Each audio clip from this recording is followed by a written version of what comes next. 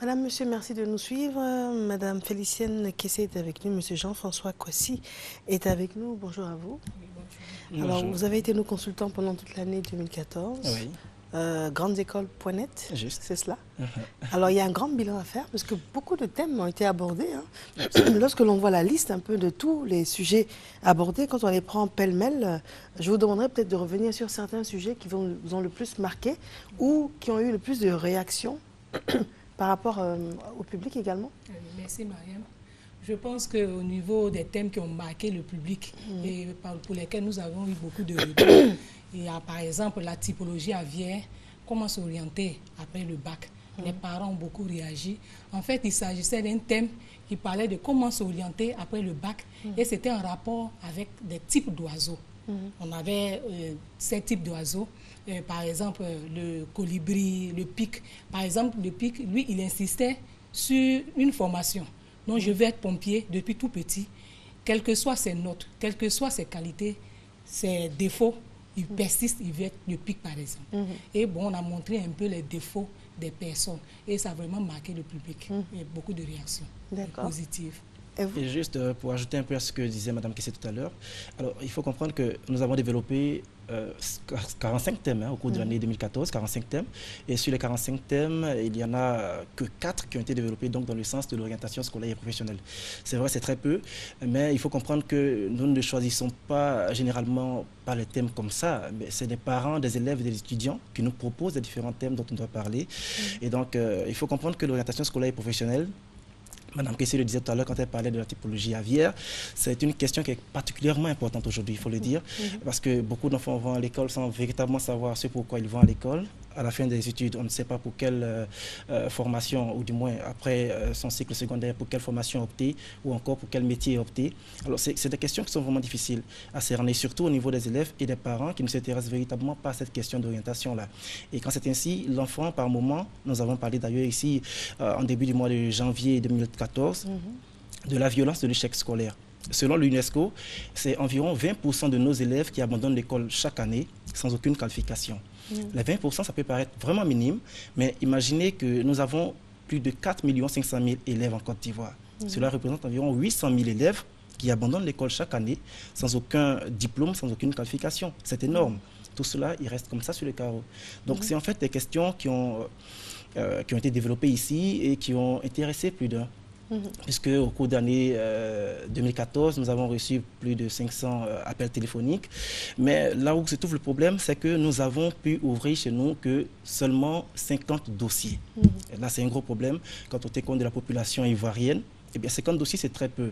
Cela montre que c'est seulement 50 personnes. Ça veut dire quoi, 50 dossiers? Ça veut 50 dire dossiers, c'est-à-dire pour un suivi personnalisé chez nous, à nos bureaux, alors que nous savons qu'il y a beaucoup d'élèves et beaucoup de parents qui ont des problèmes avec leurs enfants élèves et qui devraient pouvoir avoir accès à ce... Nous ne sommes pas les seuls dans le domaine, mais pouvoir avoir accès à ce type de service, bien sûr, au niveau des associations et des ONG, ce serait quand même assez louable de fournir chacun j'allais dire, son aide. Attendez, Voilà. parce que bon, je reconnais que personnellement, je n'étais pas avec vous depuis le début de l'année, c'est vrai, j'ai pris cette émission en cours d'année 2014, mais je prends un sujet au hasard. Comment communiquer avec votre adolescent, par exemple? Vous en avez débattu ici, c'était le 17 février 2014. Donc ça veut dire que la personne qui suit et puis qui se dit, mais c'est vrai au fait, c'est vrai que j'ai du mal à communiquer. Cette personne peut vous appeler et puis ouvrir un dossier. Ouvrir, la personne nous appelle. Et qu'est-ce que vous allez faire concrètement? Nous avons des entretiens personnalisés avec la personne. Si la personne a des problèmes, bien évidemment, avec le sujet qui a été débattu ici, voilà, la personne qui peut-être n'a pas ou a besoin d'informations complémentaires ou a besoin de conseils complémentaires nous appelle. Et tout ceci, il faut le signaler, est gratuit. Donc, vous venez donc à notre bureau avec votre enfant, ou sinon vous venez déjà seul, on vous reçoit. S'il a besoin d'ouvrir un dossier, le dossier il est ouvert et puis vous êtes suivi personnellement. Bien évidemment, on vous fait des propositions, on vous fournit également des conseils, parce que Grandesécoles.net, c'est avant tout des informations, c'est aussi des conseils et l'aide à l'orientation scolaire et professionnelle. Voilà. Je voudrais ajouter quelque chose à ce niveau. Au niveau des dossiers que nous ouvrons, il s'agit de rencontrer les personnes, d'analyser leurs problèmes, de poser un diagnostic, de savoir ce qui ne va pas exactement. Et selon le cas de la personne, nous voyons si nous pouvons ouvrir un dossier ou pas. Parce qu'il y a des personnes qui ont besoin juste d'informations. C'est ponctuel. on leur donne l'information, c'est déjà suffisant pour eux, ils sont satisfaits. Mais il y a des personnes qui ont besoin de suivi, d'encadrement sur un long temps. Par exemple, pour l'enfant qui a des problèmes de comportement, il faut chercher, identifier la nature du problème, savoir quel type de difficulté la personne présente, quelle est l'origine de ces difficultés-là, et puis maintenant, proposer un plan de remédiation qui peut s'étaler selon le cas de la personne sur plusieurs mois, ou bien même ça peut aller jusqu'à plusieurs années. Ça dépend de la nature de la difficulté. Si c'est depuis le bas âge et que l'enfant est adolescent ou bien il a une vingtaine d'années, déjà, vous voyez que le problème s'est véritablement installé. Il y a la contribution également des parents. Les parents doivent pouvoir nous accompagner pour pouvoir encadrer l'enfant, pour faire le suivi de l'enfant. Donc tout ça... Donc c'est un suivi cas par cas. Cas par cas. Et selon le problème. Il peut y avoir un problème de psychologie, de comportement, problème d'orientation. Que faire après? Choisir une filière d'études ou de formation, ou même élaborer un projet professionnel. Également, nous avons reçu beaucoup de personnes à ce niveau-là qui voulaient savoir que faire, quoi faire et comment s'y prendre. Donc nous les aidons à élaborer un projet professionnel, se projeter, essayer d'identifier les types de qualités, de défauts que les personnes présentent, essayer de voir également leurs intérêts, voir leurs goûts et puis leurs valeurs. Et tout cela, nous mettons ça en synthèse pour pouvoir donner un avis. Parce qu'en fait, ce que nous faisons, c'est un avis. Nous n'imposons pas, nous ne disons pas que voilà forcément ce que vous devez faire, donner un avis et la personne apprécie et elle accepte ou pas. Voilà. D'accord. Maintenant, j'ai deux questions qui me viennent à l'esprit. La première des questions, c'est que quand je vois la densité et la qualité des sujets, vous avez dit 45 sujets, oui, 45 traités au cours de l'année. D'abord, ça donne envie de revenir là-dessus sommairement et puis de vous arracher 2-3 mots là-dessus, c'est possible? Oui, c'est possible. Ça, c'est une des premières choses. Et deuxièmement, je me dis, les parents qui nous suivent, souvent, ce sont les parents qui ne sont pas à la hauteur. Souvent, également, on indexe l'enfant, or c'est le parent qu'on doit remettre en cause. Quand vous constatez cet état de fait, qu'est-ce que vous faites? Bon, à ce niveau-là, déjà, il ne faudrait pas dire que le parent est mis en cause. Parce que moi, j'ai l'habitude de dire qu'il n'y a pas une école de parents. On n'apprend pas à être parent, c'est sur le tas. Il n'y a pas une école de formation, en fait. Donc, on apprend, on réagit par rapport à son enfant, par rapport à ce que nous-mêmes, nous avons vécu dans l'éducation familiale, ce que les parents nous ont appris. Soit on rejette, soit on accepte, soit on essaie de faire une combinaison. Donc, quelquefois, même les parents sont en difficulté, comme vous venez de le dire, ils ne savent pas. Donc, s'il y a des difficultés, les parents peuvent nous approcher et puis, en fait, avoir des conseils en psychologie pour connaître comment est-ce que l'enfant doit pouvoir se comporter. C'est vrai qu'eux aussi, ils ont été adolescents, mais adultes, quelquefois, ils oublient. Et ils ne veulent pas renouveler, revoir les difficultés eux-mêmes ils ont éprouvées, les dangers auxquels ils étaient confrontés. Donc, pour éviter cela à l'enfant, ils ont un type de comportement qui n'est pas forcément adapté à la personnalité de l'enfant. Il faudrait dire à ce niveau-là que l'éducation, c'est au cas par cas aussi avec les enfants. On peut avoir 5 enfants. On peut ne pas donner la même éducation à tous de la même façon. Or, les parents se trompent à ce niveau. Non, ce sont mes enfants, je leur donne les mêmes noms. C'est selon la personnalité de l'enfant, sa façon d'apprécier les choses, tout ça. Donc, les parents doivent pouvoir observer. Donc, lorsque nous recevons, et les parents et les enfants, nous essayons d'abord de les écouter. Parce qu'il y a une méthode de travail, il y a l'écoute, il y a l'entretien pour essayer de recueillir des informations. Et on peut également faire des tests psychologiques pour pouvoir vraiment identifier. Et puis ensuite, maintenant, on donne quelques indications aux parents. Il faudrait dire que c'est confidentiel, les entretiens que nous avons avec les enfants. Mais jusqu'où vous allez... Est-ce que vous avez un pouvoir de censure, un pouvoir de... Je ne dirais pas répression, c'est excessif, je m'explique. Par exemple, des parents suivent parce qu'ils travaillent la nuit et puis ils dorment la journée. Là, ils sont réveillés, ils suivent. La dame est serveuse, par exemple. Le monsieur est portier. Voilà. Donc, en fait, ils réalisent que ils ont des enfants. Il y a une nounou qui a à peu près l'âge des enfants en plus. Et puis, ils réalisent qu'effectivement, ils ont soulevé tel problème. C'est le problème de Gaston, c'est le problème de Stéphanie et tous les enfants. Et donc, ils viennent vous voir. Et vous réalisez que le problème crucial, c'est l'absence des parents et le manque d'encadrement des enfants. Ça peut arriver. Et quand vous voyez le travail qu'effectuent les parents, vous réalisez qu'au moment où ils doivent encadrer l'enfant, ils ne sont jamais là. Donc le problème va rester récurrent. Et l'éducation est confiée à la nounou qui elle-même devrait aller à l'école plutôt que de servir de nounou. Alors, quand vous avez une caricature de la sorte, quels moyens vous avez de rectifier les choses? Parce que les parents vont vous écouter, ils vont partir. Parce que s'ils perdent leur boulot aussi, ils ne pourront pas nourrir les enfants. Mais vous réalisez que ces enfants-là sont en danger par rapport à l'avenir. Qu'est-ce que vous faites? Alors là, par exemple, vous voyez que ça, c'est tout à fait juste ce que vous dites, parce que c'est en fait le problème. On est tellement occupé que par moments, c'est par l'avènement des personnes interposées qu'on éduque ses enfants, les nounous et autres, tout le monde. Mais le plus important, c'est quoi? Quand on reçoit ce genre de parents, eh bien, nous leur faisons savoir clairement, on sait très bien, nous vivons tous la situation, on voit bien ce qui se produit un peu partout. On ne peut pas indexer tout de suite ou alors accuser le parent, pas du tout. Nous ne le faisons d'ailleurs pas. Tout ce que nous pouvons faire, ce ne sont que des propositions que nous pouvons faire aux parents au vu et à l'analyse de leurs différents soucis, de leurs différents problèmes. Pour un parent, par exemple, qui n'a jamais le temps pour son enfant, nous pensons qu'il peut essayer quand même, par moment, de dégager un petit moment à accorder à son enfant. Nous pensons qu'il faut le faire. Donc, c'est l'une des premières propositions à leur faire. Et puis, si ensuite, il n'y a pas, j'allais dire, ce temps-là, ou alors qu'il ne peut pas trouver ce petit moment à accorder à son enfant, il y a d'autres solutions qu'on peut leur proposer, par exemple. Donc, si ce n'est pas lui qui peut être tout le temps présent auprès de son enfant, il peut avoir une autre personne, autre qu'une nounou, voilà, qui peut quand même l'aider dans l'éducation de son enfant. Il y a aussi des parents, il peut avoir un frère, il peut avoir une sœur avec qui l'enfant peut passer par moments, quelques petits moments, voilà, quelques petits temps avec lui, soit à l'extérieur de la maison ou même à la maison. Le parent veut passer du temps avec l'enfant à la maison, cela peut être fait aussi pour pouvoir rattraper le manque de temps du parent.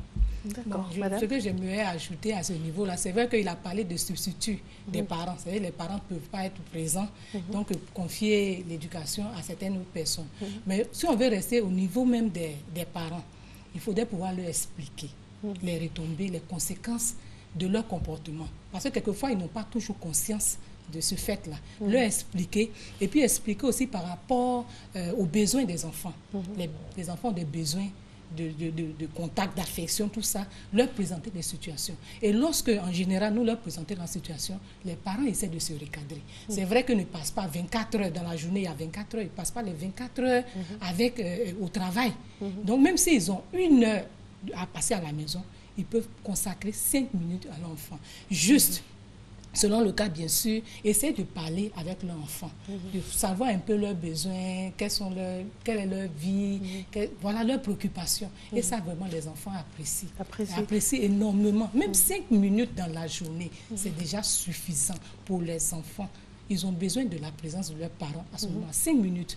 Ah, qu'est-ce que vous avez fait aujourd'hui? Vous êtes allé à l'école. Quels sont les devoirs? Mais quelles étaient vos difficultés? Quels sont vos amis à l'école? Et le tel professeur de français, est-ce que quand il enseigne, ça vous convient à l'école? Bon, je vais passer une fois, si j'ai le temps, au moins une fois le trimestre à l'école pour voir. L'enfant, vraiment, il se dit, ah, mon parent s'intéresse à moi. Et ça résout beaucoup de problèmes.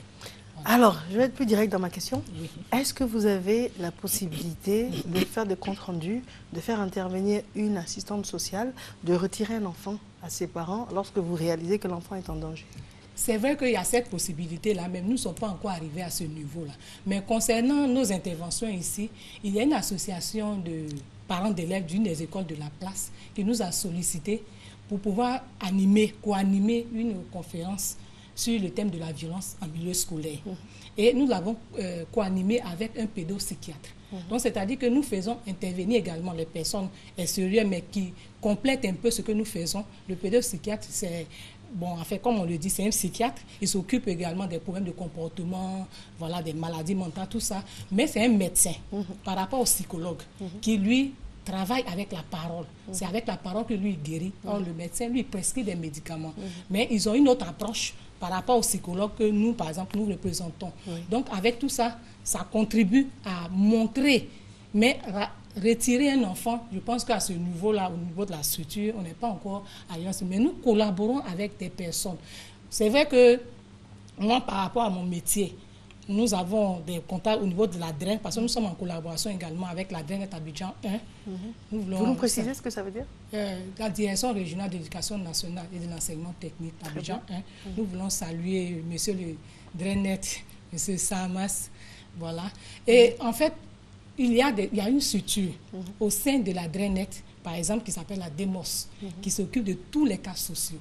Et lorsque nous rencontrons une difficulté qui avec certaines spécificités, nous le confions à cette structure-là, voilà, qui gère les différents cas. Il y a des cas d'addiction, par exemple, de drogue. Donc, lorsque nous voyons, nous ne sommes pas des spécialistes pour aller jusqu'à ce niveau-là, mais nous le confions à cette structure-là, par exemple, pour pouvoir encadrer les enfants. D'accord.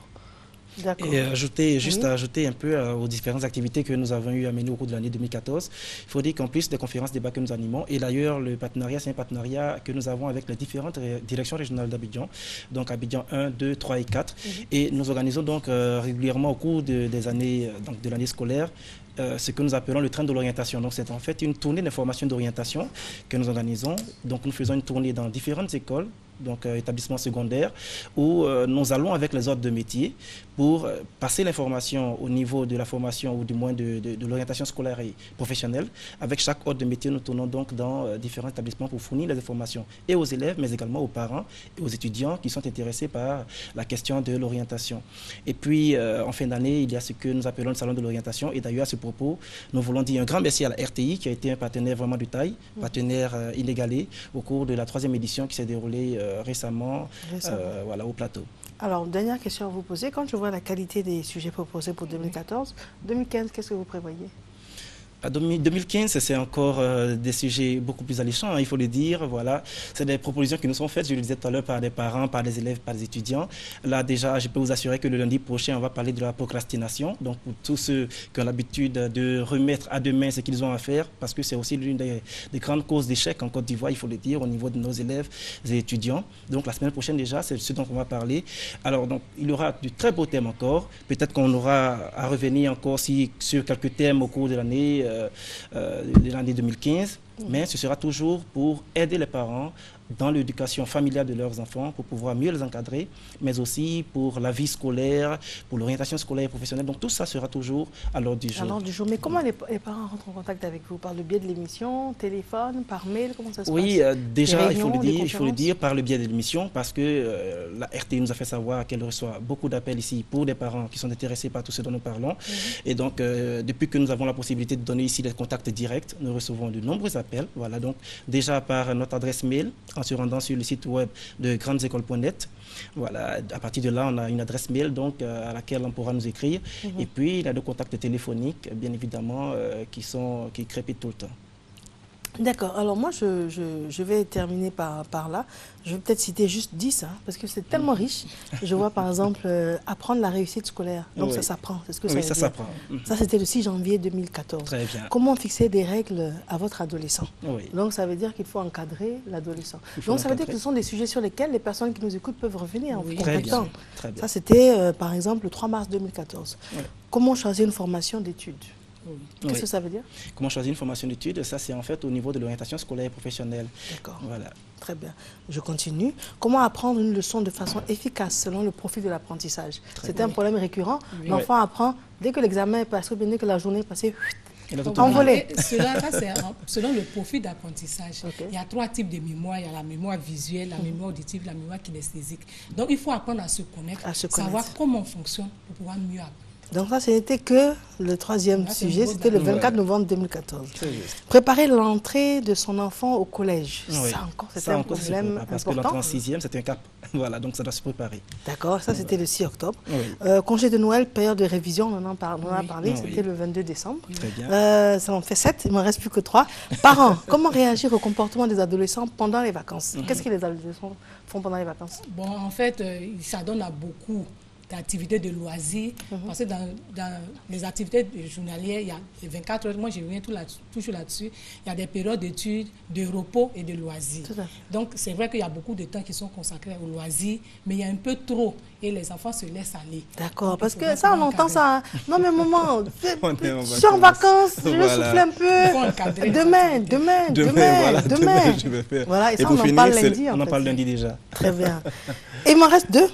Alors, Élève accro aux médias électroniques. Oui, élève accro aux médias électroniques. On passe tout le temps, même en classe, Oui. à causer par texto, ou on est sur Internet, ou à jouer aux jeux Mais c'est la électroniques. technologie. Voilà, la Mais il y technologie, a c'est... une certaine dépendance au niveau voilà. du cerveau. C'est Et cela. cela n'est pas bien. Oui. L'enfant ne peut plus se détacher. On appelle ça toujours l'addiction. C'est-à-dire, il faut mener une activité et puis de façon consciente, essayer de se retirer de l'activité. Non, j'ai joué avec mon appareil, je laisse et puis je vais étudier. Mais si l'enfant n'arrive pas, lorsqu'il prend son cahier de leçons et il est toujours accroché, il pense toujours à son jeu, il y a un problème d'addiction. Il faut pouvoir l'aider. Addict donc de Addiction, dépendance. dépendance. Voilà. D'accord, c'est intéressant. Et ça, c'était le 28 avril 2014. Dernière chose, dernier sujet, parce qu'il y en a 45 comme ça. Donc ça veut dire que vous avez l'opportunité, on va vous donner les téléphones, de revenir sur tous ces sujets, mais dans le cadre du magazine, on ne peut pas tout citer à nouveau. Donc un dernier sujet que je prends au hasard. Alors, bien gérer le stress des examens. Oui, bien gérer le stress des examens. Parce qu'il faut le dire, c'est généralement au dernier moment que beaucoup d'élèves se ruent vers leur cahier. Pour faire les décapis, Voilà, comme on dit. Très bien les décapis. Voilà, c'est ça. Et ça, c'est un gros problème qui cause pas mal d'échecs scolaires, voilà, au niveau des examens BEPC comme baccalauréat. Alors, on a décidé donc d'en parler pour mieux préparer les différents élèves qui passaient donc les différents examens-là à mieux gérer le stress. Et d'ailleurs, les résultats ont été vraiment probants. Nous espérons que cette année, ce sera encore plus probant. Voilà, nous avons eu une nette amélioration au niveau du baccalauréat et au niveau du BEPC également. Très bien. Voilà. Il faut dire à ce niveau-là qu'il y a une continuité concernant tous nos thèmes, depuis le début de l'année jusqu'à la fin. C'est selon l'actualité, mais il y a une certaine continuité selon les périodes. Vous voyez qu'actuellement, nous parlons de comment réviser tout ça. C'est pour éviter d'être stressé au moment des examens. D'accord. Donc, je retiens que lundi prochain, nous allons parler de la procrastination. Donc, je remets Mais ça, c'est valable pour tout le monde, hein, pas que les élèves. Oui. Tout le monde, chacun se dit, ah, vraiment, ça, demain. C'est juste. Demain. Donc, ça veut mais dire là, précisément, on parlera précisément de la procrastination scolaire. Que des élèves. Voilà. D'accord, très bien. D'accord, mais on nous aura écouté. Il n'y a pas de souci. D'accord, en tout cas, je remercie d'être venu sur notre plateau. Madame Madame Félicienne Kessé, Monsieur Jean-François Kossi. Et on vous attend avec bonheur. Je recevrai qui lundi prochain? Ce sera moi. Ce sera vous. Très bien. Merci en tout cas des téléphones. Merci. Le 58 31 94 58. Le fixe 22 01 47 46. Merci à vous. Allez. Nous avons un élément de transition avant de recevoir M. Aka Félix, qui est hygiéniste, naturothérapeute. Et cet élément de transition, pour parler français, nous fait découvrir ou redécouvrir le saxophone. À tout de suite.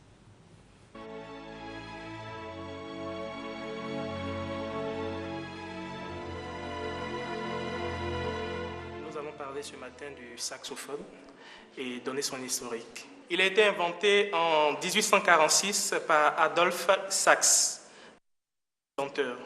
Le saxophone émane de la clarinette basse. Et au départ, on jouait du saxophone dans les orchestres militaires. Donc, il était venu pour renforcer l'harmonie et remplacer les violons. Mais au fur et à mesure, on s'est rendu compte avec le style New Orleans en 1930 que le saxophone pouvait jouer aussi des solos.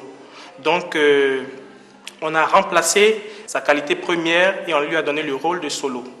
Donc, le saxophone a même supplanté dans les années 50 et les années 60 la trompette. Et le saxophone s'est développé dans la musique de jazz. Je suis entré dans le saxo par hasard, par un jeu de copains, parce que j'étais en colonie de vacances, je jouais du piano, il y a quelqu'un qui avait un saxo et qui ne pouvait plus jouer pour des raisons de santé. Il m'a dit, quand tu nous casses les pieds avec ton piano désaccordé, vous savez, les pianos des colonies de vacances, c'est toujours désaccordé. Donc je cassais les pieds aux gens et il me dit, essaye ça. Et quand on est gauche, il y a toujours des challenges entre nous, quoi.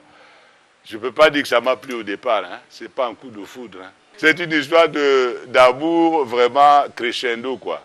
Ça a commencé doucement, ça ne m'a pas plu au départ.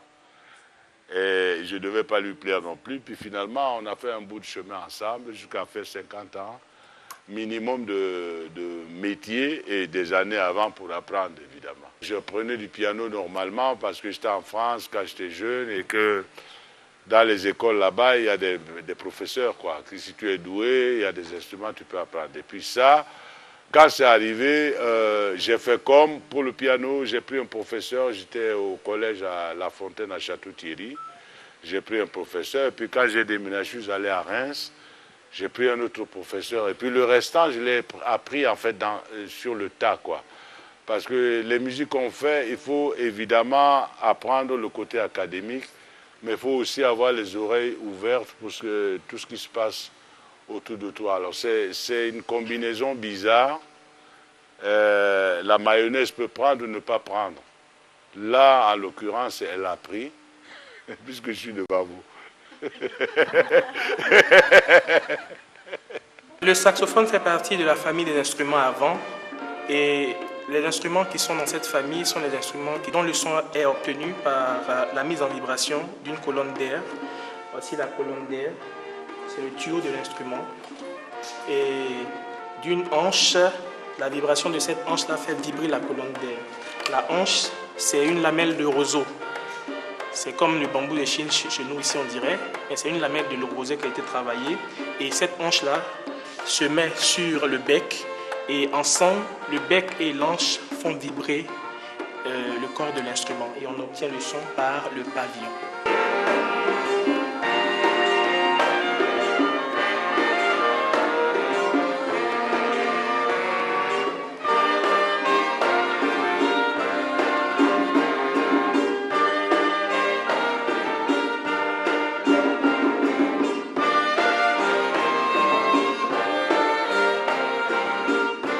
On a le bocal et on a le bec.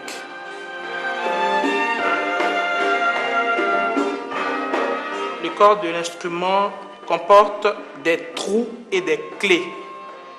Donc pour accroître le système de jeu, on a dû mettre un système qu'on appelle le système des clés. Le système de clés permet de raccourcir et d'allonger le tuyau de l'instrument. Ici, à l'intérieur, on a des trous. Et les trous sont fermés par les clés. Et à l'intérieur, on a une couche fine qu'on appelle le tampon. Ce tampon permet d'adhérer au trou. Vous savez, un instrument de musique, c'est un véhicule de pensée. C'est un véhicule noble. Parce que le premier instrument, c'est la voix, comme les Aïcha. Et puis l'homme a fabriqué des voix, des instruments pour se rapprocher de la voix humaine. Et puis pour fabriquer d'autres voix qui ne sont pas humaines. Parce que ça, c'est l'humanité, c'est le destin de l'homme, quoi. Donc, un instrumentiste, il peut jouer du nguni, il peut jouer la kora, il peut jouer du balafon, il peut jouer du saxo. Ce qui est intéressant, ce n'est pas tellement encore que c'est noble, parce que la personne qui a fabriqué ça, ça a été conçu. Nous, on ne fait que finalement poser les doigts sur quelqu'un qui mathématiquement a fabriqué quelque chose. Donc cet instrument est déjà habité par la personne qui l'a fabriqué. Ça veut dire que tu ne peux pas aller au-delà de cet instrument. Encore faut-il le connaître. Tu vois, à partir de ce moment-là, ton expression à toi, c'est un véhicule noble, mais de ton langage. Entre le corps proprement dit et le pavillon, on a ce lien-là qu'on appelle la culasse. La culasse. Voilà. Au départ, c'est une plaque de laiton. Ça, c'est du laiton, ça. C'est une plaque. Il y a des forgerons, parce que c'est fait avec... c'est encore manuel, tout ça. Hein. Tout ce travail qui est là, c'est manuel. Encore, ce n'est pas tout n'est pas mécanique là-dedans. C'est pour ça que c'est très intéressant. Donc, c'est une plaque de laiton que les forgerons arrivent, avec des épures de mathématiques, à découper et à faire ce montage pour avoir les notes graves, pour avoir les notes aiguës. Voilà. Donc tout ça, c'est déjà au départ, à vous maintenant de poser les doigts le mieux possible. Voilà.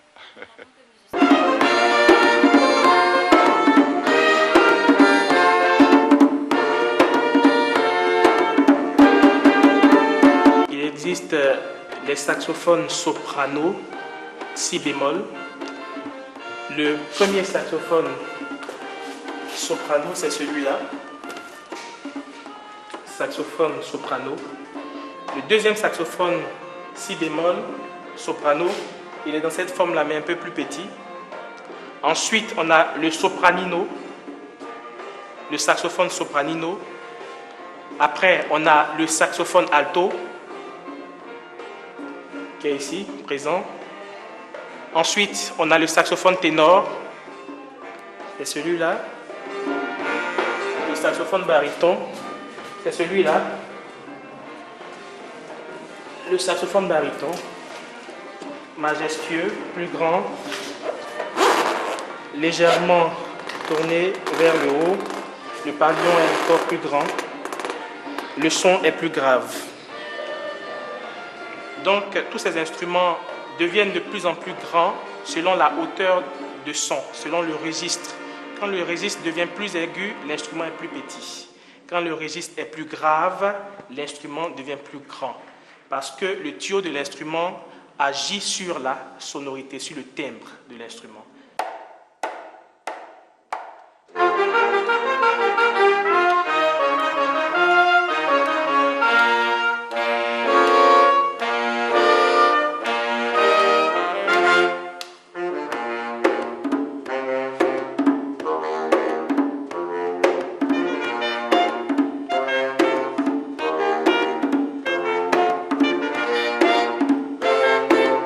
La pièce s'intitule Ziglibiti Cool, qui a été